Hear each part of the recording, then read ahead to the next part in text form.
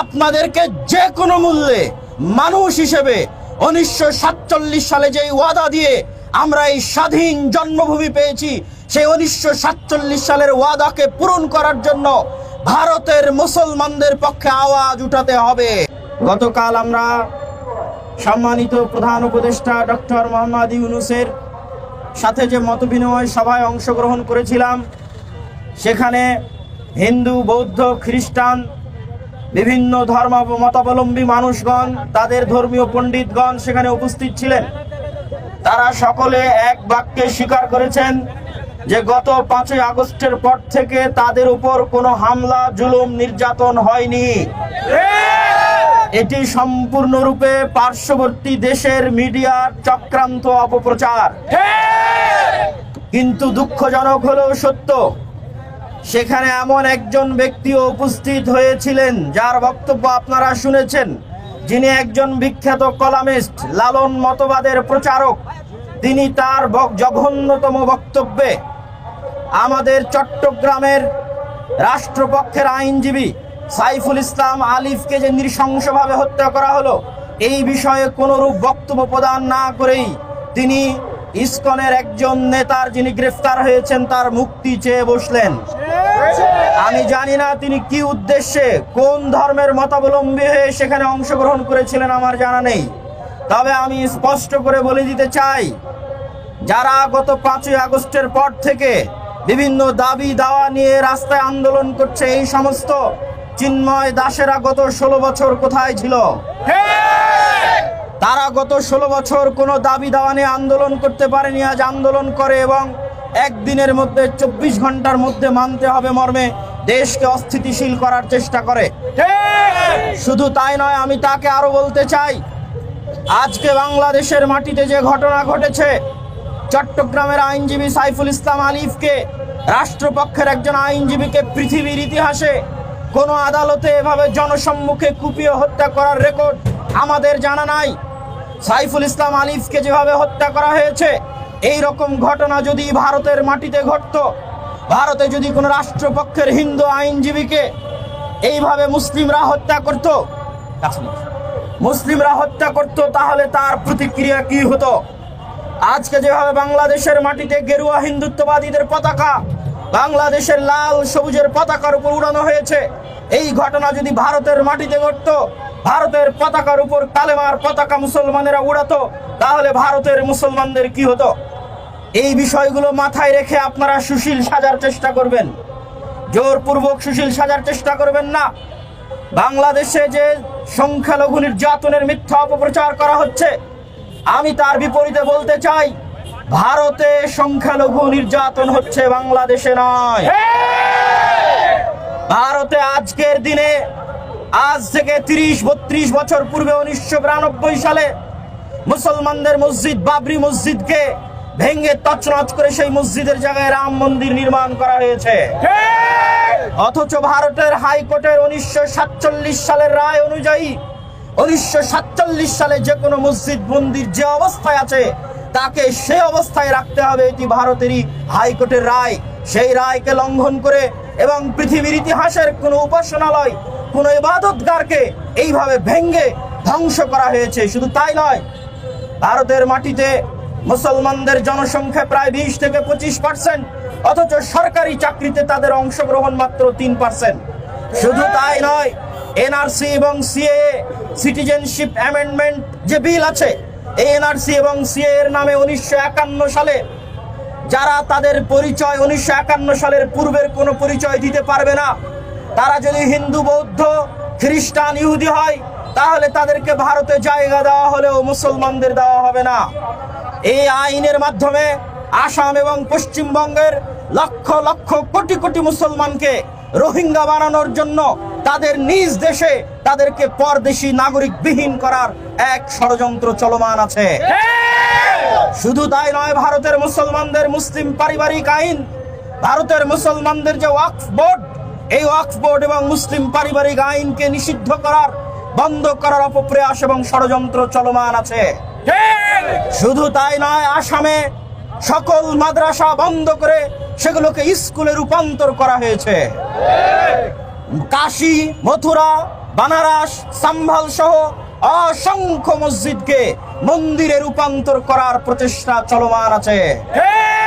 এই সমস্ত সংক্ষিপ্ত তথ্যের আলোকে বলতে চাই, বাংলাদেশে এরকম কোনো নজির নাই যে বাংলাদেশে কোনো মন্দিরে মুসলমানেরা হামলা করে সেই মন্দিরকে মসজিদ বানিয়েছে। বাংলাদেশে এরকম কোনো নজির নাই যে কোনো হিন্দুকে মুসলমানেরা পিটিয়ে হত্যা করেছে।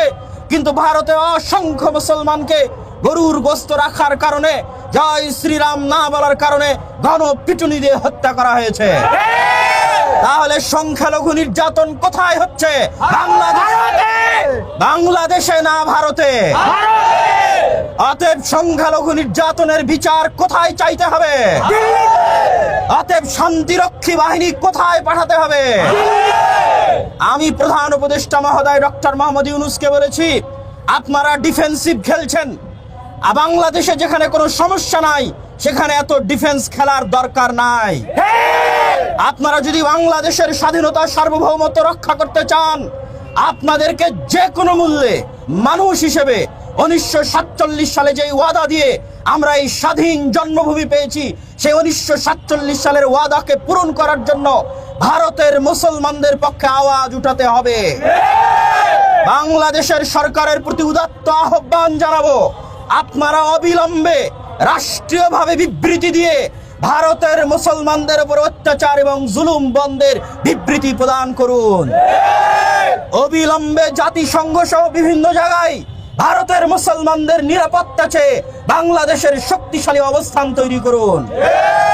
শুধু তাই নয়, এই দক্ষিণ এশিয়ায় আরো যে দেশগুলো আছে যারা ভারতের আগ্রাসনের শিকার, ভারতের আধিপত্যের শিকার, নেপাল, ভুটান, মালদ্বীপ, শ্রীলঙ্কা, পাকিস্তান, তাদেরকে সাথে করে নিয়ে শক্তিশালী সার্ক গঠন করুন।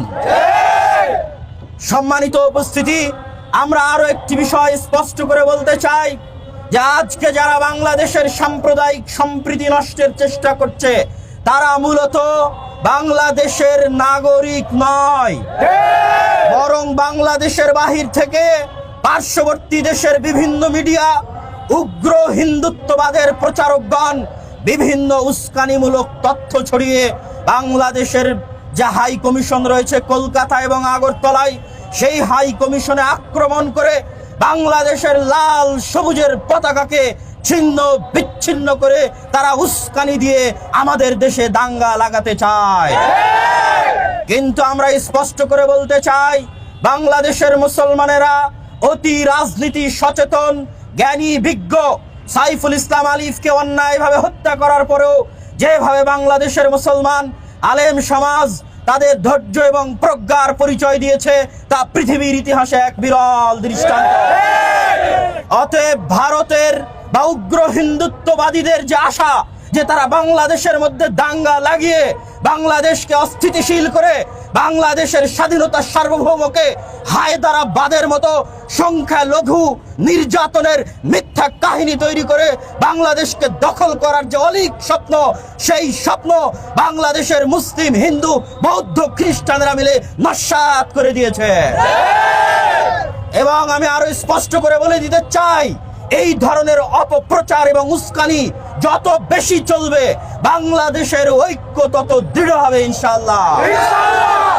বাংলাদেশের মুসলমানেরা স্পষ্ট করে বলে দিতে চায় যে আমাদের সীমান্তগুলো যদি বন্ধ করে দেওয়া হয়, আমাদের আমদানি রপ্তানি যদি বন্ধ করে দেওয়া হয়, আমাদের বিদ্যুৎ, চিনি, পোশাক থেকে শুরু করে প্রয়োজনীয় যে কোনো পণ্য যদি বন্ধ করে দেওয়া হয়, তাতে বাংলাদেশে পণ্য দ্রব্যের মূল্য যদি লাগামহীন হয়ে যায়, বাংলাদেশের মুসলমানেরা যদি ক্ষুধার্ত থাকে, পিপাসার্ত থাকে, তাহলে ক্ষুধার্ত পিপাসার্ত অবস্থায় আমরা শহীদে মৃত্যুবরণ করতে রাজি আছি, কিন্তু বাংলাদেশের স্বাধীনতার সার্বভৌমত্বের সাথে চুল পরিমাণ আপোষ হবে না ইনশাআল্লাহ।